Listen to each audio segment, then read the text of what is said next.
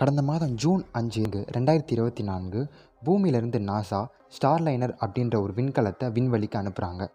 இதில் batch Willmore மற்றும் Sunita Williams 2 விண்வெளி வீரர்கள் பயணிக்கிறாங்க. ஸ்பேஸில் இன்டர்நேஷ்னல் ஸ்பேஸ் ஸ்டேஷன், அதாவது சர்வதேச விண்வெளி மையம், அங்கே ஒரு 8 நாட்களுக்கு ரிசர்ச் பண்ணுறதுக்காக இவங்க 2 பேரையும் அனுப்புகிறாங்க. இவங்க 2 பேரும் சரியாக பூமியிலேருந்து அந்த ராக்கெட்டில் கிளம்பி போகிறாங்க. அதாவது இவங்க இருக்கிற அந்த க்ரூ மாடியூல் சரியாக சர்வதேச விண்வெளி மையத்தை போய் அடையுது.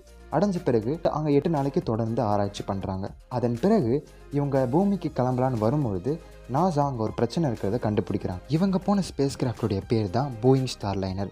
இந்த போயிங் ஸ்டார்லைனர் தான் இப்போது ஒரு பிரச்சனை வந்திருக்கு. ஏன்னா இந்த போயிங் ஸ்டார்லைனர் ஸ்பேஸ் கிராஃப்டில் ஈலியம் கேஸ் லீக் ஆகிறத கண்டுபிடிச்சிருக்காங்க. ஸோ இந்த ஈலியம் கேஸ் லீக் ஆகிறது சரி செஞ்சிட்ட பிறகு தான் இவங்க பூமிக்கு வருவாங்கன்னு நாசா தரப்புலேருந்து சொல்லப்பட்டிருக்கு. அதற்கான பயிற்சிகளும் அவங்களுக்கு வழங்கப்பட்டிருக்கு அப்படின்னு நாசா தரப்புலேருந்து சொல்கிறாங்க. இந்த மாதிரி ஸ்பேஸ் நியூஸை தெரிஞ்சுக்கணும்னா ஆஸ்ட்ரோ தமிழனுக்கு சப்ஸ்கிரைப் செய்யுங்க. தேங்க்யூ.